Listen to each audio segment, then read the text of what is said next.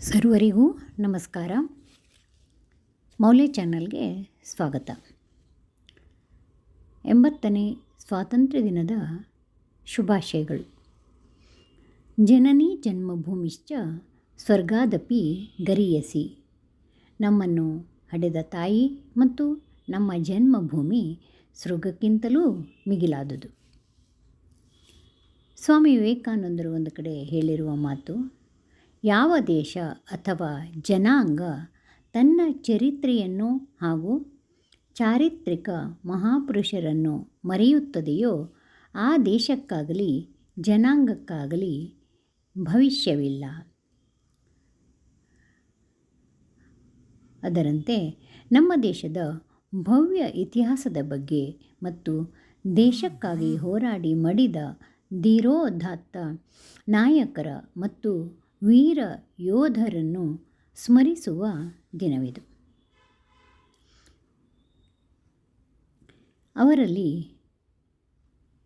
ಇವತ್ತು ನಾವು ಕಮಲಾದೇವಿ ಚಟ್ಟೋಪಾಧ್ಯಾಯರ ಕುರಿತು ಕೆಲವು ವಿಷಯಗಳನ್ನು ತಿಳಿಯೋಣ. ಕಮಲಾಬಾಯಿ ಚಟ್ಟೋಪಾಧ್ಯಾಯರು ಅವರು 1903 ಏಪ್ರಿಲ್ 3ರಂದು ಮಂಗಳೂರಿನಲ್ಲಿ ಜನಿಸಿದರು. ಇವರ ತಾಯಿ ಗಿರಿಜಾಬಾಯಿ, ತಂದೆ ಅನಂತಯ್ಯ ಧಾರೇಶ್ವರ. ಇವರು ಮಂಗಳೂರಿನಲ್ಲಿ ಕಲೆಕ್ಟರ್ ಅಂದರೆ ಜಿಲ್ಲಾಧಿಕಾರಿ ಆಗಿದ್ದರು. ಭಾರತದ ಒಬ್ಬ ಮಹಾನ್ ಸ್ವಾತಂತ್ರ್ಯ ಹೋರಾಟಗಾರ್ತಿಯಾದ ಕಮಲಾದೇವಿಯವರು ಭಾರತದ ಸಮಾಜ ಸುಧಾರಕರ ಸಾಲಿನಲ್ಲಿ ಪ್ರಮುಖ ಪಾತ್ರ ವಹಿಸುತ್ತಾರೆ. ಅಲ್ಲದೆ ಭಾರತೀಯ ಸಾಂಸ್ಕೃತಿಕ ರಂಗದ ಧ್ರುವತಾರೆ. ಕರ್ನಾಟಕದ ಕರಾವಳಿಯ ಹೆಣ್ಣು ಮಗಳಾದ ಕಮಲಾಬಾಯಿಯವರು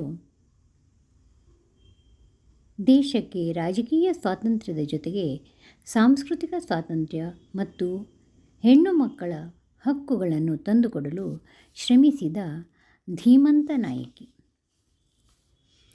ಇವರ ಮನೆಗೆ ಮಹಾದೇವ ಗೋವಿಂದ ರಾನಡೆ, ಗೋಪಾಲಕೃಷ್ಣ ಗೋಖಲೆ ಮತ್ತು ಅನ್ನಿ ಬೆಸೆಂಟ್ ಅವರಂತಹ ಮಹಾನ್ ನಾಯಕರು ಭೇಟಿ ನೀಡುತ್ತಿದ್ದರು. ಇದು ಅವರಲ್ಲಿ ಬಾಲ್ಯದಲ್ಲೇ ದೇಶ ಪ್ರೇಮದ ಕಿಡಿಯನ್ನು ಹೊತ್ತಿಸಿತು. ಇವರ ಆರಂಭಿಕ ಶಿಕ್ಷಣ ಮಂಗಳೂರಿನ ಸೇಂಟ್ ಆನ್ಸ್ ಕಾನ್ವೆಂಟಿನಲ್ಲಿ ನಡೆಯಿತು. ನಂತರ ಅವರು ಲಂಡನ್ನಿನ ಬೆಡ್ಫೋರ್ಡ್ ಕಾಲೇಜು ಮತ್ತು ಲಂಡನ್ ಸ್ಕೂಲ್ ಆಫ್ ಎಕನಾಮಿಕ್ಸ್ ಇಲ್ಲಿ ಸಮಾಜಶಾಸ್ತ್ರವನ್ನು ವ್ಯಾಸಂಗ ಮಾಡಿದರು.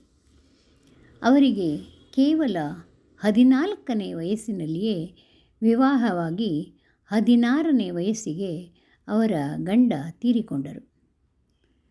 ಆಗ ಸಮಾಜದ ಕಟ್ಟುಪಾಡುಗಳನ್ನು ಮುರಿದು ಸರೋಜಿನಿ ನಾಯ್ಡು ಅವರ ಸಹೋದರ ಹರೀಂದ್ರನಾಥ್ ಚಟ್ಟೋಪಾಧ್ಯಾಯ ಅವರನ್ನು ಮರುವಿವಾಹವಾದರು. ಸ್ವಾತಂತ್ರ್ಯ ಹೋರಾಟದಲ್ಲಿ ಇವರ ಪಾತ್ರ ಅತಿ ದೊಡ್ಡದು. 1930ರಲ್ಲಿ ಗಾಂಧೀಜಿಯವರು ಪ್ರಾರಂಭಿಸಿದ ಉಪ್ಪಿನ ಸತ್ಯಾಗ್ರಹದ 7 ಸದಸ್ಯರ ಪ್ರಮುಖ ತಂಡದಲ್ಲಿ ಇವರು ಭಾಗವಹಿಸಿದ್ದಾರೆ. ಆರಂಭದಲ್ಲಿ ಉಪ್ಪಿನ ಸತ್ಯಾಗ್ರಹ ಅಂದರೆ ದಂಡಿ ಯಾತ್ರೆ ಕೇವಲ ಪುರುಷರಿಗೆ ಮಾತ್ರ ಸೀಮಿತವಾಗಿತ್ತು. ಮಹಿಳೆಯರು ಇಂತಹ ಕಠಿಣ ಹೋರಾಟಗಳಲ್ಲಿ ಭಾಗವಹಿಸುವುದು ಬೇಡ ಎಂಬುದು ಗಾಂಧೀಜಿಯವರ ನಿಲುವಾಗಿತ್ತು. ಆದರೆ ಇದನ್ನು ತೀವ್ರವಾಗಿ ವಿರೋಧಿಸಿದ ಕಮಲಾದೇವಿಯವರು ಗಾಂಧೀಜಿಯವರನ್ನು ಖುದ್ದಾಗಿ ಭೇಟಿಯಾಗಿ ವಾದ ಮಾಡಿದರು. ಸ್ವಾತಂತ್ರ್ಯ ಹೋರಾಟದಲ್ಲಿ ಮಹಿಳೆಯರಿಗೂ ಸಮಾನ ಅವಕಾಶವಿರಬೇಕು ಎಂದು ಮನವರಿಕೆ ಮಾಡಿಕೊಟ್ಟು ಮಹಿಳೆಯರಿಗೂ ಸತ್ಯಾಗ್ರಹದಲ್ಲಿ ಪಾಲ್ಗೊಳ್ಳಲು ಅನುಮತಿ ಪಡೆಯುವಲ್ಲಿ ಯಶಸ್ವಿಯಾದರು. ಕಮಲಾದೇವಿ ಚಟ್ಟೋಪಾಧ್ಯಾಯ ಅವರ ಧ್ವಜ ಹೋರಾಟವು ಭಾರತದ ಸ್ವಾತಂತ್ರ್ಯ ಸಂಗ್ರಾಮದ ಇತಿಹಾಸದಲ್ಲಿ ಒಂದು ರೋಮಾಂಚನಕಾರಿ ಮತ್ತು ಅತ್ಯಂತ ಧೈರ್ಯಶಾಲಿ ಘಟನೆಯಾಗಿದೆ. ಧ್ವಜ ಹೋರಾಟದ ಹಿನ್ನೆಲೆ ಏನೆಂದರೆ 1929 ಡಿಸೆಂಬರ್ನಲ್ಲಿ ನಡೆದ ಲಾಹೋರ್ ಕಾಂಗ್ರೆಸ್ ಅಧಿವೇಶನದಲ್ಲಿ ಭಾರತಕ್ಕೆ ಪೂರ್ಣ ಸ್ವರಾಜ್ಯ ಬೇಕು ಎಂಬ ನಿರ್ಣಯವನ್ನು ಅಂಗೀಕರಿಸಲಾಯಿತು. ಅದರಂತೆ 1930 ಜನವರಿ 26ರಂದು ದೇಶಾದ್ಯಂತ ಮೊದಲ ಸ್ವಾತಂತ್ರ್ಯ ದಿನವನ್ನು ಆಚರಿಸಲು ಮತ್ತು ರಾಷ್ಟ್ರಧ್ವಜವನ್ನು ಹಾರಿಸಲು ಕರೆ ನೀಡಲಾಗಿತ್ತು. ಕಮಲಾದೇವಿಯವರು ಧ್ವಜಾರೋಹಣದ ಮೆರವಣಿಗೆಯ ನೇತೃತ್ವವನ್ನು ವಹಿಸಿದ್ದರು. ಮೆರವಣಿಗೆಯನ್ನು ತಡೆಯಲು ಬ್ರಿಟಿಷ್ ಪೊಲೀಸರು ಹಿಂಸಾತ್ಮಕವಾಗಿ ಮುನ್ನುಗ್ಗಿ ಬಂದು ಸತ್ಯಾಗ್ರಹಿಗಳ ಮೇಲೆ ಮನ ಬಂದಂತೆ ಲಾಠಿ ಪ್ರಹಾರವನ್ನು ಆರಂಭಿಸಿದರು. ಪೊಲೀಸರ ಮುಖ್ಯ ಗುರಿ ರಾಷ್ಟ್ರಧ್ವಜವನ್ನು ಕೆಳಗಿಳಿಸಿ ಅದನ್ನು ವಶಪಡಿಸಿಕೊಳ್ಳುವುದಾಗಿತ್ತು. ಬ್ರಿಟಿಷರ ಲಾಠಿ ಏಟಿಗೂ ಬಗ್ಗದ ಧೀರ ವನಿತೆ ಕಮಲಾದೇವಿಯವರು. ಅಧಿಕಾರಿಗಳು ಧ್ವಜವನ್ನು ಬಿಡಿಸಲು ಅವರ ಮೇಲೆ ಬಲಪ್ರಯೋಗ ಮಾಡಿದರು ಮತ್ತು ಲಾಠಿಯಿಂದ ಹೊಡೆದರು. ತೀವ್ರವಾಗಿ ಗಾಯಗೊಂಡರೂ ಅವರು ಧ್ವಜವನ್ನು ಮಾತ್ರ ನೆಲಕ್ಕೆ ಬೀಳಲು ಬಿಡಲಿಲ್ಲ ಮತ್ತು ಬ್ರಿಟಿಷರ ಕೈಗೆ ಸಿಗದಂತೆ ರಕ್ಷಿಸಿದರು. ಇದು ದೇಶಾದ್ಯಂತ ಮನೆ ಮಾತಾದ ಘಟನೆ. ಬ್ರಿಟಿಷರ ಕ್ರೂರ ಲಾಠಿ ಏಟುಗಳ ಎದುರು ಒಬ್ಬ ಯುವ ಮಹಿಳೆ ಧ್ವಜವನ್ನು ಗಟ್ಟಿಯಾಗಿ ಹಿಡಿದು ನಿಂತ ಆ ದೃಶ್ಯವು ಅಲ್ಲಿದ್ದ ನೂರಾರು ಹೋರಾಟಗಾರರಲ್ಲಿ ಹೊಸ ಕಿಚ್ಚನ್ನು ಹೊತ್ತಿಸಿತು. ಮರುದಿನ ಪತ್ರಿಕೆಗಳಲ್ಲಿ ಈ ಸುದ್ದಿ ಪ್ರಕಟವಾಗುತ್ತಿದ್ದಂತೆ ಕಮಲಾದೇವಿಯವರು ರಾಷ್ಟ್ರಧ್ವಜದ ರಕ್ಷಣೆಯ ಸಂಕೇತವಾಗಿ ದೇಶಾದ್ಯಂತ ಮನೆ ಮಾತಾಗುತ್ತಾರೆ. ಇನ್ನೊಂದು ವಿಷಯ, ಇಂಡಿಯನ್ ಸೇವಾದಳ ಸ್ಥಾಪನೆ ಅಂದರೆ ಭಾರತದಲ್ಲಿ ಸ್ವಾತಂತ್ರ್ಯ ಚಳುವಳಿಯಲ್ಲಿ ಸ್ವಯಂ ಸೇವಕರನ್ನು ಸಂಘಟಿಸಲು ಮತ್ತು ಶಿಸ್ತುಬದ್ಧಗೊಳಿಸಲು ಸ್ಥಾಪಿಸಲಾದ ಒಂದು ಪ್ರಮುಖ ರಾಷ್ಟ್ರೀಯ ಸಂಘಟನೆಯಾಗಿದೆ. ಕರ್ನಾಟಕದ ಹೆಮ್ಮೆಯ ದೇಶಭಕ್ತರಾದ ಡಾಕ್ಟರ್ NS ಹರ್ಡೀಕರ್ ಅವರು 1923-24ರಲ್ಲಿ ಇದನ್ನು ಹುಟ್ಟುಹಾಕಿದರು. 1924 ಜನವರಿ 1ರಂದು ಹಿಂದೂಸ್ತಾನಿ ಸೇವಾ ಮಂಡಲ್ ಹೆಸರಿನಲ್ಲಿ ಅಧಿಕೃತವಾಗಿ ಆರಂಭವಾಯಿತು. ಲಂಡನ್ನಿನಿಂದ ವ್ಯಾಸಂಗ ಮುಗಿಸಿ ಭಾರತಕ್ಕೆ ಮರಳಿದ ಕಮಲಾದೇವಿಯವರು ತಕ್ಷಣವೇ ಸೇವಾದಳ ಸೇರಿದರು. ಅವರ ಸಂಘಟನಾ ಚಾತುರ್ಯವನ್ನು ಗುರುತಿಸಿ ಅವರಿಗೆ ಸೇವಾದಳದ ಮಹಿಳಾ ವಿಭಾಗದ ಸಂಪೂರ್ಣ ಜವಾಬ್ದಾರಿಯನ್ನು ನೀಡಲಾಯಿತು. ಕಮಲಾದೇವಿಯವರು ದೇಶದ ಮೂಲೆ ಮೂಲೆಗಳಿಗೆ ಸಂಚರಿಸಿ ಎಲ್ಲ ವಯಸ್ಸಿನ ಹೆಣ್ಣು ಮಕ್ಕಳನ್ನು ಮತ್ತು ಯುವತಿಯರನ್ನು ಹೋರಾಟಕ್ಕೆ ಪ್ರೇರೇಪಿಸಿ ಸೇವಾದಳಕ್ಕೆ ಸೇರಿಸಿಕೊಂಡರು. ಈ ಮಹಿಳಾ ಸ್ವಯಂ ಸೇವಕರನ್ನು ಸೇವಿಕೆಯರು ಎಂದು ಕರೆಯಲಾಗುತ್ತಿತ್ತು. ಕಮಲಾದೇವಿಯವರ ನೇತೃತ್ವದಲ್ಲಿ ಮಹಿಳೆಯರಿಗೆ ಕೇವಲ ಭಾಷಣ ಮಾಡುವುದನ್ನಷ್ಟೇ ಕಲಿಸದೆ ದೈಹಿಕ ಶಿಕ್ಷಣ, ಶಿಸ್ತಿನ ಕವಾಯಿತು, ಪ್ರಥಮ ಚಿಕಿತ್ಸೆ ಮತ್ತು ಪ್ರತಿಭಟನೆಯ ತಂತ್ರಗಳ ಕಠಿಣ ತರಬೇತಿಯನ್ನು ನೀಡಲಾಯಿತು. ಮಹಿಳೆಯರನ್ನು ಒಂದು ವ್ಯವಸ್ಥಿತ ಶಿಸ್ತುಬದ್ಧ ಹಾಗೂ ಶಾಂತಿಯುತ ಸೇನೆಯನ್ನಾಗಿ ಕಮಲಾದೇವಿಯವರು ರೂಪಿಸಿದರು. ಬ್ರಿಟಿಷ್ ಆಡಳಿತಕ್ಕೆ ಈ ಮಹಿಳಾ ಪಡೆಯು ದೊಡ್ಡ ಸವಾಲಾಗಿ ಪರಿಣಮಿಸಿತು. 1930ರ ದಶಕದ ಉಪ್ಪಿನ ಸತ್ಯಾಗ್ರಹ ಮತ್ತು ಕಾನೂನು ಭಂಗ ಚಳುವಳಿಗಳ ಸಮಯದಲ್ಲಿ ಸಭೆಗಳನ್ನು ಆಯೋಜಿಸುವುದು, ಮೆರವಣಿಗೆಗಳ ಶಿಸ್ತು ಕಾಪಾಡುವುದು ಮತ್ತು ವಿದೇಶಿ ಬಟ್ಟೆ ಹಾಗೂ ಹೆಂಡದ ಅಂಗಡಿಗಳ ಮುಂದೆ ಧರಣಿ ಕೂರಲು ಸೇವಾದಳದ ಕಾರ್ಯಕರ್ತರೇ ಮುಖ್ಯ ಬೆನ್ನೆಲುಬಾಗಿದ್ದರು. 1932ರಲ್ಲಿ ಬ್ರಿಟಿಷ್ ಸರ್ಕಾರವು ಸೇವಾದಳವು ಮಹಿಳೆಯರ ಒಂದು ಬಲಿಷ್ಠ ಸೈನ್ಯವನ್ನು ಕಟ್ಟುತ್ತಿರುವುದನ್ನು ಕಂಡು ಮತ್ತು ಅದರ ಹೆಚ್ಚುತ್ತಿದ್ದ ಜನಪ್ರಿಯತೆಗೆ ಹೆದರಿತು. ಅಲ್ಲದೆ ಈ ಸಂಸ್ಥೆಯನ್ನು ಕಾನೂನು ಬಾಹಿರ ಎಂದು ಘೋಷಿಸಿ ನಿಷೇಧಿಸಿತು. ಇಂಡಿಯನ್ ಸೇವಾದಳವು ಭಾರತದ ಇತಿಹಾಸದಲ್ಲಿ ಯುವಶಕ್ತಿ ಮತ್ತು ಮಹಿಳಾ ಶಕ್ತಿಯನ್ನು ಸ್ವಾತಂತ್ರ್ಯ ಹೋರಾಟದ ಕಡೆಗೆ ವ್ಯವಸ್ಥಿತವಾಗಿ ತಿರುಗಿಸಿದ ಮಹತ್ತರ ಶಕ್ತಿಯಾಗಿದೆ. ಹಾಗೆಯೇ ಗಾಂಧೀಜಿಯವರ ಉಪ್ಪಿನ ಸತ್ಯಾಗ್ರಹ ಚಳುವಳಿಯಲ್ಲಿ ಕಮಲಾದೇವಿಯವರು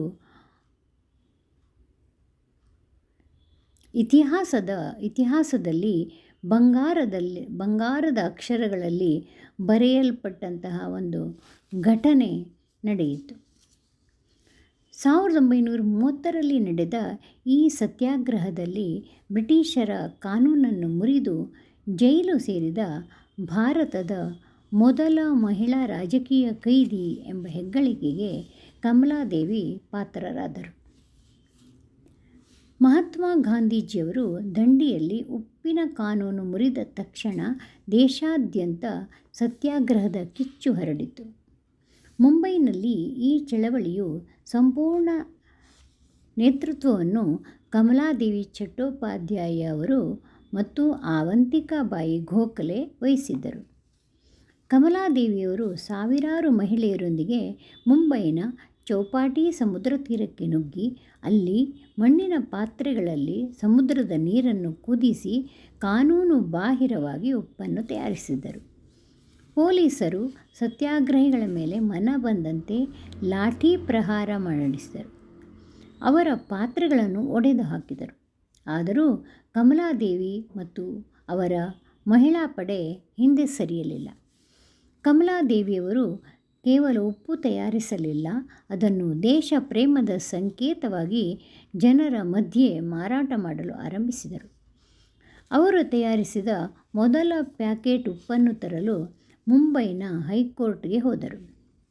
ಅಲ್ಲಿ ವಿಚಾರಣೆ ನಡೆಸುತ್ತಿದ್ದ ಬ್ರಿಟಿಷ್ ಮ್ಯಾಜಿಸ್ಟ್ರೇಟ್ರ ಬಳಿಗೆ ಹೋಗಿ, ನಿಮಗೆ ಧೈರ್ಯವಿದ್ದರೆ ಈ ಸ್ವಾತಂತ್ರ್ಯದ ಉಪ್ಪನ್ನು ಕೊಂಡು ಕಾನೂನು ಮುರಿಯಿರಿ ಎಂದು ನೇರವಾಗಿಯೇ ಸವಾಲು ಹಾಕಿದರು.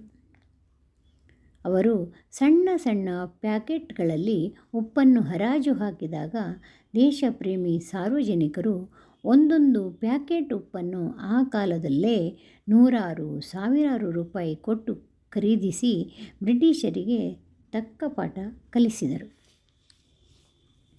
ಈ ಕಾನೂನು ಭಂಗ ಮತ್ತು ಅವರ ಧೀರ ವರ್ತನೆಯನ್ನು ಸಹಿಸದ ಬ್ರಿಟಿಷ್ ಸರ್ಕಾರವು ಕಮಲಾದೇವಿಯವರನ್ನು ಬಂಧಿಸಲು ಆದೇಶಿಸಿತು.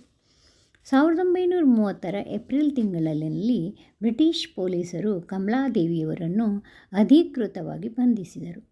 ಬ್ರಿಟಿಷ್ ಸರ್ಕಾರದ ಭಾರತದ ಇತಿಹಾಸದಲ್ಲೇ ರಾಜಕೀಯ ಸತ್ಯಾಗ್ರಹ ಮತ್ತು ಕಾನೂನು ಭಂಗ ಚಳುವಳಿಗಾಗಿ ಬಂಧನಕ್ಕೊಳಗಾದ ದೇಶದ ಮೊದಲ ಮಹಿಳಾ ನಾಯಕಿ ಇವರಾಗಿದ್ದಾರೆ. ನ್ಯಾಯಾಲಯವು ಇವರಿಗೆ 9 ತಿಂಗಳ ಕಠಿಣ ಜೈಲು ಶಿಕ್ಷೆ ವಿಧಿಸಿತು. ಅವರನ್ನು ಮುಂಬೈನ ಆರ್ಥರ್ ರೋಡ್ ಜೈಲಿನಲ್ಲಿ ಇಡಲಾಯಿತು. ಕಮಲಾದೇವಿ ಚಟ್ಟೋಪಾಧ್ಯಾಯ ಅವರ ಜೈಲು ಜೀವನವು ಕೇವಲ ಶಿಕ್ಷೆಯ ಅವಧಿಯಾಗಿರಲಿಲ್ಲ. ಅದು ಬ್ರಿಟಿಷ್ ಸಾಮ್ರಾಜ್ಯಶಾಹಿಯ ಅಸಮಾನತೆಯ ವಿರುದ್ಧ ಜೈಲಿನ ಒಳಗಿನಿಂದಲೇ ನಡೆಸಿದ ಮತ್ತೊಂದು ಕ್ರಾಂತಿಕಾರಿ ಹೋರಾಟವಾಗಿತ್ತು. ಮುಂಬೈನ ಆರ್ಥರ್ ರೋಡ್ ಜೈಲು ಮತ್ತು ಯರವಾಡು ಜೈಲುಗಳಲ್ಲಿ ಅವರು ಕಳೆದ ದಿನಗಳ ಅಪರೂಪದ ಮತ್ತು ರೋಚಕ ಸಂಗತಿಯನ್ನು ತಿಳಿಯೋಣ.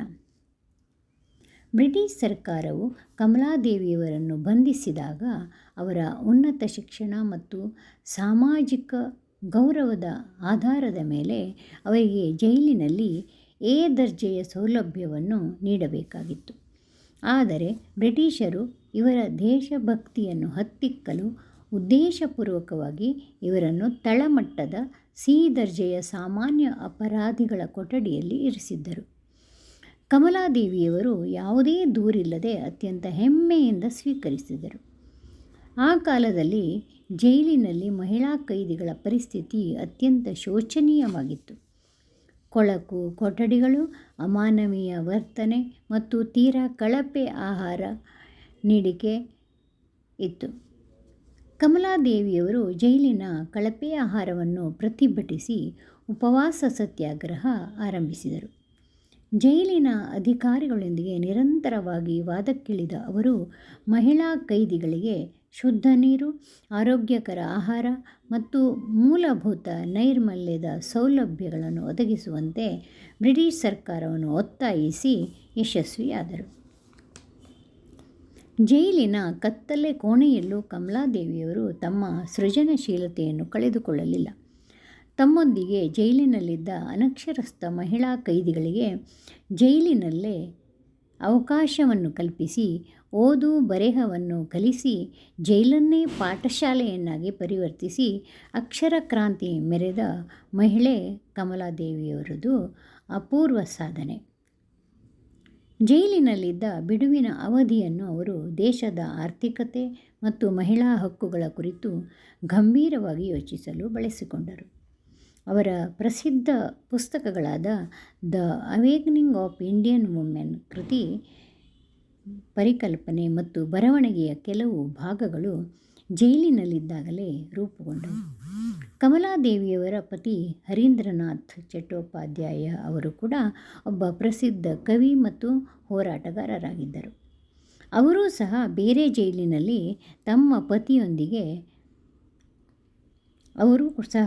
ಜೈಲಿನಲ್ಲಿ ಬಂದಿಯಾಗಿದ್ದರು.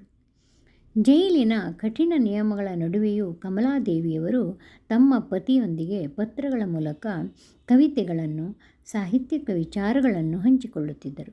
ಈ ಪತ್ರಗಳು ಜೈಲಿನಲ್ಲಿದ್ದ ಇತರ ಕೈದಿಗಳಿಗೂ ಮಾನಸಿಕ ಧೈರ್ಯವನ್ನು ತುಂಬುವ ಸಾಧನಗಳಾಗಿದ್ದವು.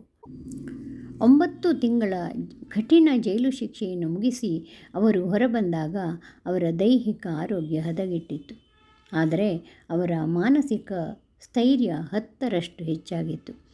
ಜೈಲಿನ ಒಳಗೂ ಅವರು ತೋರಿದ ಅಪ್ರತಿಮ ಶಿಸ್ತು ಮತ್ತು ನಾಯಕತ್ವ ಗುಣವನ್ನು ಕಂಡು ಮಹಾತ್ಮ ಗಾಂಧೀಜಿಯವರು ಕಮಲಾದೇವಿ ಜೈಲಿಗೆ ಹೋದದ್ದು ಭಾರತದ ಹೆಣ್ಣು ಮಕ್ಕಳ ಶಕ್ತಿಯನ್ನು ಜಗತ್ತಿಗೆ ತೋರಿಸಲು ಎಂದು ಮುಕ್ತ ಕಂಠದಿಂದ ಶ್ಲಾಘಿಸಿದ್ದರು.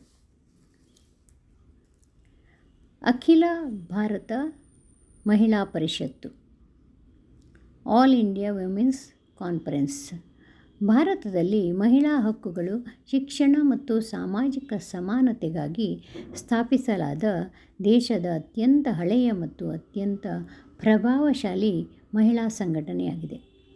1927ರಲ್ಲಿ ಪುಣೆಯಲ್ಲಿ ಆರಂಭವಾದ ಈ ಸಂಸ್ಥೆಯ ಬೆಳವಣಿಗೆಯಲ್ಲಿ ಮತ್ತು ಭಾರತೀಯ ಮಹಿಳೆಯರ ಸಬಲೀಕರಣದಲ್ಲಿ ಕಮಲಾದೇವಿ ಚಟ್ಟೋಪಾಧ್ಯಾಯ ಅವರ ಪಾತ್ರ ಅತ್ಯಂತ ಪ್ರಮುಖವಾಗಿದೆ.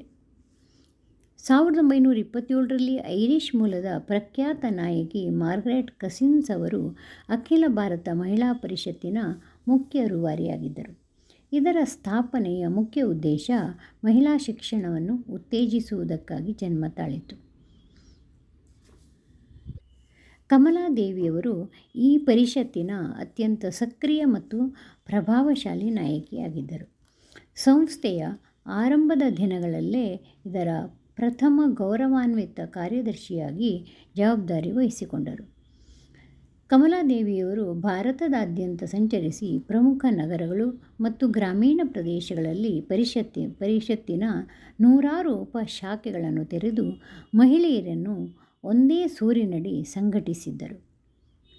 ಕಮಲಾದೇವಿ ಮತ್ತು ಪರಿಷತ್ತಿನ ಇತರ ನಾಯಕಿಯರ ನಿರಂತರ ಒತ್ತಡದ ಫಲವಾಗಿ ಬ್ರಿಟಿಷ್ ಸರ್ಕಾರವು ಮಹಿಳೆಯರ ಆಸ್ತಿಯ ಹಕ್ಕು ಮತ್ತು ವಿಚ್ಛೇದನ ಕಾನೂನುಗಳ ಸುಧಾರಣೆಗೆ ಸಂಬಂಧಿಸಿದಂತೆ ಹಿಂದೂ ಮಹಿಳೆಯರ ಆಸ್ತಿ ಹಕ್ಕು ಕಾಯ್ದೆ ತರಲು ಅಡಿಪಾಯ ಹಾಕಿತು. ಹೆಣ್ಣು ಮಕ್ಕಳ ಬಾಲ್ಯ ವಿವಾಹವನ್ನು ತಡೆಯುವ ಪ್ರಸಿದ್ಧ ಶಾರದಾ ಕಾಯ್ದೆ, ಚೈಲ್ಡ್ ಮ್ಯಾರೇಜ್ ಆ್ಯಕ್ಟ್ 1929ರಲ್ಲಿ ಜಾರಿಗೆ ತರುವಲ್ಲಿ ಈ ಪರಿಷತ್ತು ಮತ್ತು ಕಮಲಾದೇವಿಯವರ ಹೋರಾಟ ಅತ್ಯಂತ ನಿರ್ಣಾಯಕವಾಗಿತ್ತು. ಮಹಿಳೆಯರಿಗೆ ಉನ್ನತ ಮತ್ತು ವೃತ್ತಿಪರ ಶಿಕ್ಷಣವನ್ನು ನೀಡಲು ಪ್ರತ್ಯೇಕ ಶಿಕ್ಷಣ ಸಂಸ್ಥೆಯ ಅವಶ್ಯಕತೆಯನ್ನು ಮನಗಂಡು ಪರಿಷತ್ತು 1932ರಲ್ಲಿ ದೆಹಲಿಯಲ್ಲಿ ಪ್ರಸಿದ್ಧ ಲೇಡಿ ಇರ್ವಿನ್ ಕಾಲೇಜು ಸ್ಥಾಪನೆಯಾಯಿತು. ಈ ಕಾಲೇಜು ಸ್ಥಾಪನೆಯಲ್ಲಿ ಕಮಲಾದೇವಿಯವರ ಶ್ರಮ ದೊಡ್ಡದಾಗಿತ್ತು. ಸ್ವಾತಂತ್ರ್ಯ ಬಂದು ದಶಕಗಳು ಕಳೆದರೂ ಅಖಿಲ ಭಾರತ ಮಹಿಳಾ ಪರಿಷತ್ತು ಇಂದಿಗೂ ಸಕ್ರಿಯವಾಗಿ ಕಾರ್ಯನಿರ್ವಹಿಸುತ್ತಿದ್ದು, ದೇಶಾದ್ಯಂತ ಲಕ್ಷಾಂತರ ಮಹಿಳೆಯರಿಗೆ ಉದ್ಯೋಗ ತರಬೇತಿ, ಸಾಕ್ಷರತಾ ಕಾರ್ಯಕ್ರಮಗಳು, ಮಹಿಳಾ ವಸತಿ ನಿಲಯಗಳು ಮತ್ತು ಕಾನೂನು ನೆರವನ್ನು ನೀಡುತ್ತಾ ಬಂದಿದೆ. ವಿಶ್ವಸಂಸ್ಥೆಯಲ್ಲೂ ಕೂಡ ಇದು ಸಲಹಾ ಸಂಸ್ಥೆಯಾಗಿ ಮಾನ್ಯತೆ ಪಡೆದಿದೆ. ಕಮಲಾದೇವಿ ಚಟ್ಟೋಪಾಧ್ಯಾಯರವರಿಗೆ ದೊರೆತ ಪ್ರಶಸ್ತಿಗಳು ಯಾವುವೆಂದರೆ, ಅವರ ಜೀವಿತಾವಧಿಯ ಅಪ್ರತಿಮ ಸಾಧನೆಗಾಗಿ ಭಾರತ ಸರ್ಕಾರ ಮತ್ತು ಜಾಗತಿಕ ಸಂಸ್ಥೆಗಳು ಇವರನ್ನು ಅತ್ಯುನ್ನತ ಪ್ರಶಸ್ತಿಗಳಿಂದ ಗೌರವಿಸಿದೆ. 1955ರಲ್ಲಿ ಪದ್ಮಭೂಷಣ ಪ್ರಶಸ್ತಿ, 1966ರಲ್ಲಿ ರಾಮನ್ ಮ್ಯಾಗ್ಸೆಸೆ ಪ್ರಶಸ್ತಿ, 1974ರಲ್ಲಿ ಸಂಗೀತ ನಾಟಕ ಅಕಾಡೆಮಿ ಫೆಲೋಶಿಪ್, 1987ರಲ್ಲಿ ಪದ್ಮವಿಭೂಷಣ, ಹಾಗೆ ಗೂಗಲ್ ಡೂಡಲ್ ಗೌರವ. ಇವರ 115ನೇ ಜನ್ಮದಿನದ ಅಂಗವಾಗಿ ಏಪ್ರಿಲ್ 3, 2018ರಲ್ಲಿ ಗೂಗಲ್ ತನ್ನ ಮುಖಪುಟದಲ್ಲಿ ಇವರ ಚಿತ್ರದ ಡೂಡಲ್ ಪ್ರದರ್ಶಿಸಿ ಗೌರವಿಸಿತ್ತು. 1926ರಲ್ಲಿ ಮದ್ರಾಸ್ ಪ್ರಾಂತ್ಯದ ಶಾಸನಸಭೆಗೆ ಚುನಾವಣೆಗೆ ಸ್ಪರ್ಧಿಸುವ ಮೂಲಕ ಭಾರತದಲ್ಲಿ ಚುನಾವಣೆಗೆ ನಿಂತ ಮೊದಲ ಮಹಿಳೆ ಎಂಬ ಇತಿಹಾಸ ಸೃಷ್ಟಿಸಿತು. 1934ರಲ್ಲಿ ಜಯಪ್ರಕಾಶ್ ನಾರಾಯಣ್ ಮತ್ತು ಲೋಹಿಯಾ ಅವರೊಂದಿಗೆ ಸೇರಿ ಕಾಂಗ್ರೆಸ್ ಸೋಷಿಯಲಿಸ್ಟ್ ಪಾರ್ಟಿ ಎಂಬ ಪಕ್ಷವನ್ನು ಸ್ಥಾಪಿಸಿ ರಾಜಕೀಯ ಸ್ವಾತಂತ್ರ್ಯದ ಜೊತೆಗೆ ಸಾಮಾಜಿಕ ಸಮಾನತೆಗಾಗಿ ಹೋರಾಡಿದರು. ಸ್ವಾತಂತ್ರ್ಯಾನಂತರ ಭಾರತೀಯ ಕರಕುಶಲಕಲೆ ಮತ್ತು ನಶಿಸಿ ಹೋಗುತ್ತಿದ್ದ ಕೈಮಗ್ಗಗಳನ್ನು ಪುನರುಜ್ಜೀವನಗೊಳಿಸಿದ ಮಹಾನ್ ಶ್ರೇಯಸ್ಸು ಇವರಿಗೆ ಸಲ್ಲುತ್ತದೆ. ಈ ಕಾರಣಕ್ಕಾಗಿ ಇವರನ್ನು ಗೌರವದಿಂದ ಹತ್ಕರ್ಘಾ ಮಾ, ಕೈಮಗ್ಗದ ತಾಯಿ ಎಂದು ಕರೆಯಲಾಗುತ್ತದೆ. ಭಾರತದ ಹೆಮ್ಮೆಯ ಸಂಸ್ಥೆಗಳಾದ ರಾಷ್ಟ್ರೀಯ ನಾಟಕ ಶಾಲೆ, ಸಂಗೀತ ನಾಟಕ ಅಕಾಡೆಮಿ ಮತ್ತು ಸೆಂಟ್ರಲ್ ಕಾಟೇಜ್ ಇಂಡಸ್ಟ್ರೀಸ್ ಎಂಪೋರಿಯಂ ಸ್ಥಾಪನೆಯಲ್ಲಿ ಇವರ ಪಾತ್ರ ಹಿರಿದಾದುದು. ಬೆಂಗಳೂರಿನಲ್ಲಿ ಜಗತ್ಪ್ರಸಿದ್ಧ ಕಥಕ್ ನೃತ್ಯಗಾರ್ತಿ ಮಾಯಾರಾವ್ ಅವರೊಂದಿಗೆ ಸೇರಿ ನಾಟ್ಯ institute of Kathak and choreography ಎಂಬ ಸಂಸ್ಥೆಯನ್ನು ಸ್ಥಾಪಿಸಿದರು. ಕನ್ನಡದ ಮೊದಲು ಮೂಕಿ ಚಿತ್ರ ವಸಂತ ಸೇನಾ ಸೇರಿದಂತೆ ಹಲವು ಹಿಂದಿ ಚಲನಚಿತ್ರಗಳಲ್ಲೂ ಇವರು ನಟಿಸಿದ್ದರು. ಬ್ರಾಹ್ಮಣ ಮತ್ತು ಸಂಪ್ರದಾಯಸ್ಥ ಕುಟುಂಬದ ಮಹಿಳೆಯರು ನಾಟಕ ಅಥವಾ ಸಿನಿಮಾಗಳಲ್ಲಿ ನಟಿಸುವುದು ಆ ಕಾಲದಲ್ಲಿ ಮಹಾ ಅಪರಾಧವೆಂದು ಪರಿಗಣಿಸಲಾಗುತ್ತಿತ್ತು. ಅಂತಹ ಕಾಲದಲ್ಲಿ ಕಮಲಾದೇವಿಯವರು ಧೈರ್ಯವಾಗಿ ರಂಗಭೂಮಿಯನ್ನು ಪ್ರವೇಶಿಸಿದರು. ಕರಾವಳಿಯ ಯಕ್ಷಗಾನ, ಸೂತ್ರದ ಗೊಂಬೆಯಾಟ ಮುಂತಾದ ಜಾನಪದ ಕಲೆಗಳಿಗೆ ರಾಷ್ಟ್ರೀಯ ಮಾನ್ಯತೆಯನ್ನು ತಂದುಕೊಟ್ಟರು. ಇಂದು ದೆಹಲಿಯಲ್ಲಿರುವ ಜಗತ್ಪ್ರಸಿದ್ಧ ರಾಷ್ಟ್ರೀಯ ನಾಟಕ ಶಾಲೆ ನ್ಯಾಷನಲ್ ಸ್ಕೂಲ್ ಆಫ್ ಡ್ರಾಮಾ ಸ್ಥಾಪನೆಯಾಗಲು ಇವರ ದೂರದರ್ಶಿತ್ವವೇ ಕಾರಣ. ರಂಗಭೂಮಿ ಮತ್ತು ಸಿನಿಮಾ ರಂಗದಲ್ಲಿ ಕ್ರಾಂತಿಗೆ ಕಾರಣರಾದರು. ಅಪ್ರತಿಮ ಲೇಖಕಿ ಮತ್ತು ಚಿಂತಕಿಯಾದ ಕಮಲಾದೇವಿಯವರು ಕೇವಲ ಹೋರಾಟಗಾರ್ತಿಯಷ್ಟೇ ಅಲ್ಲ, ಅತ್ಯುತ್ತಮ ಸಾಹಿತಿ ಮತ್ತು ಚಿಂತಕಿಯಾಗಿದ್ದರು. ಮಹಿಳಾ ಹಕ್ಕುಗಳು, ಭಾರತೀಯ ಕರಕುಶಲೆಗಳು ಮತ್ತು ಅಂತಾರಾಷ್ಟ್ರೀಯ ರಾಜಕೀಯದ ಕುರಿತು ಹಲವು ಪುಸ್ತಕಗಳನ್ನು ಬರೆದಿದ್ದಾರೆ. ಅವುಗಳಲ್ಲಿ ಪ್ರಮುಖ ಕೃತಿಗಳೆಂದರೆ ಭಾರತೀಯ ಮಹಿಳೆಯರ ಜಾಗೃತಿ, ಯುದ್ಧ ಪೀಡಿತ ಚೈನಾದಲ್ಲಿ ಜಪಾನ್ ಮತ್ತು ಅದರ ದೌರ್ಬಲ್ಯ ಮತ್ತು ಶಕ್ತಿ, ಭಾರತದ ಕರಕುಶಲ ಕಲೆಗಳು ಮತ್ತು ಅವರ ಆತ್ಮಕಥೆ. ಜಾಗತಿಕ ಮಟ್ಟದಲ್ಲಿ ಭಾರತದ ಧ್ವನಿಯನ್ನು ಮುಟ್ಟಿಸಿದ ಧೀರ ಮಹಿಳೆ ಕಮಲಾದೇವಿಯವರು ಸ್ವಾತಂತ್ರ್ಯ ಪೂರ್ವದಲ್ಲಿ ಮತ್ತು ನಂತರ ಏಷ್ಯಾ, ಯುರೋಪ್, ಅಮೆರಿಕ ಮತ್ತು ಆಫ್ರಿಕಾ ಖಂಡದ ಹಲವು ದೇಶಗಳಿಗೆ ಪ್ರವಾಸ ಮಾಡಿದರು. ಅಮೆರಿಕದಲ್ಲಿದ್ದಾಗ ಅಲ್ಲಿನ ವರ್ಣಭೇದ ನೀತಿಯನ್ನು ತೀವ್ರವಾಗಿ ವಿರೋಧಿಸಿದರು. ಆಫ್ರಿಕನ್ ಅಮೆರಿಕನ್ ನಾಗರಿಕ ಹಕ್ಕುಗಳ ಹೋರಾಟಗಾರರೊಂದಿಗೆ ಒಡನಾಟ ಹೊಂದಿದ್ದರು.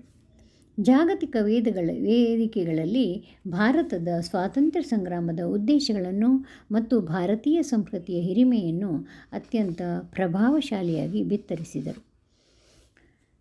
ಅವರ ನಿಸ್ವಾರ್ಥ ಸೇವೆಗೆ ಗೌರವ ಸೂಚಕವಾಗಿ ಭಾರತ ಸರ್ಕಾರವು ಅವರಿಗೆ ದೇಶದ 2ನೇ ಅತ್ಯುನ್ನತ ನಾಗರಿಕ ಪ್ರಶಸ್ತಿ ಪದ್ಮಭೂಷಣ ನೀಡಿತು. ಅಷ್ಟೇ ಅಲ್ಲದೆ ಅತ್ಯುನ್ನತ ಪ್ರಶಸ್ತಿ ಇನ್ನೊಂದು ಭಾರತ ರತ್ನ ನೀಡಲು ಮುಂದಾಗಿದ್ದಾಗ ಅವರು, ನಾನು ಯಾವುದೇ ಪ್ರಶಸ್ತಿ ಅಥವಾ ಅಧಿಕಾರದ ಆಸೆಯಿಂದ ದೇಶ ಸೇವೆ ಮಾಡಿಲ್ಲ ಎಂದು ಹೇಳಿ ಅದನ್ನು ವಿನಮ್ರವಾಗಿ ನಿರಾಕರಿಸಿದ್ದರು. ದೇಶ ವಿಭಜನೆಯ ನಂತರ 1947ರ ಭಾರತ ಮತ್ತು ಪಾಕಿಸ್ತಾನ ವಿಭಜನೆಯಾಗಿದ್ದಾಗ ಲಕ್ಷಾಂತರ ಜನರು ನಿರಾಶ್ರಿತರಾಗಿ ಬಂದಾಗ ಅವರ ಪುನರ್ವಸತಿಗಾಗಿ ಕಮಲಾದೇವಿಯವರು ಸರ್ಕಾರದ ಸಹಾಯದೊಂದಿಗೆ ಇಂಡಿಯನ್ ಕೋಆಪರೇಟಿವ್ ಯೂನಿಯನ್ ಸ್ಥಾಪಿಸಿ ದೆಹಲಿಯ ಸಮೀಪ ನಿರಾಶ್ರಿತರೇ ಸ್ವತಃ ಮನೆಗಳನ್ನು ನಿರ್ಮಿಸಿಕೊಳ್ಳುವಂತೆ ಪ್ರೇರೇಪಿಸಿದರು. ಈ ಯೋಜನೆಯ ಫಲವಾಗಿ ಹರಿಯಾಣದಲ್ಲಿರುವ ಕೈಗಾರಿಕಾ ನಗರ ಫರೀದಾಬಾದ್ ಜನ್ಮ ತಾಳಿತು. ಸುಮಾರು 30,000ಕ್ಕೂ ಹೆಚ್ಚು ನಿರಾಶ್ರಿತರಿಗೆ ಅಲ್ಲಿ ಆಸರೆ ಸಿಕ್ಕಿತು. ಕರಕುಶಲ ಲೋಕದ ರಕ್ಷಕಿ ಎಂದು ಕರೆಸಿಕೊಂಡ ಕಮಲಾದೇವಿ ಭಾರತಕ್ಕೆ ಸ್ವಾತಂತ್ರ್ಯ ಸಿಕ್ಕ ನಂತರ ದೇಶಾದ್ಯಂತ ಇದ್ದ ಸಾಂಪ್ರದಾಯಿಕ ಕರಕುಶಲಿಗಳು ಮತ್ತು ನೇಕಾರರು ಬಡತನದಿಂದಾಗಿ ಅಳಿವಿನ ಅಂಚಿನಲ್ಲಿದ್ದರು. ಕಮಲಾದೇವಿಯವರು ದೇಶದ ಮೂಲೆ ಮೂಲೆಗಳಿಗೆ ಪ್ರವಾಸ ಮಾಡಿ ಸ್ಥಳೀಯ ಕಲೆಗಳನ್ನು ಗುರುತಿಸಿ ಪ್ರೋತ್ಸಾಹಿಸಿದರು. ಇಂದು ನಾವು ನೋಡುವ ಸೆಂಟ್ರಲ್ ಕಾಟೇಜ್ ಇಂಡಸ್ಟ್ರೀಸ್ ಎಂಪೋರಿಯಂ ಮತ್ತು ಭಾರತೀಯ ಕರಕುಶಲ ಮಂಡಳಿ ಕ್ರಾಫ್ಟ್ಸ್ ಕೌನ್ಸಿಲ್ ಆಫ್ ಇಂಡಿಯಾ ಇವರ ಪರಿಶ್ರಮದ ಫಲವೇ ಆಗಿದೆ. ಕೃಷಿಕರ ಸಮಸ್ಯೆಗಳ ಪರಿಹಾರದಿಂದಲೇ ಜನತೆಯ ಉದ್ಧಾರ ಸಾಧ್ಯವೆಂದು ನಂಬಿ ಕೃಷಿಕರಿಗಾಗಿ ಅನೇಕ ಕಾರ್ಯಕ್ರಮಗಳನ್ನು ಹುಟ್ಟುಹಾಕಿದರು. ಇವರ ಸರಳ ಜೀವನ ಆದರ್ಶಪ್ರಾಯವಾದುದು.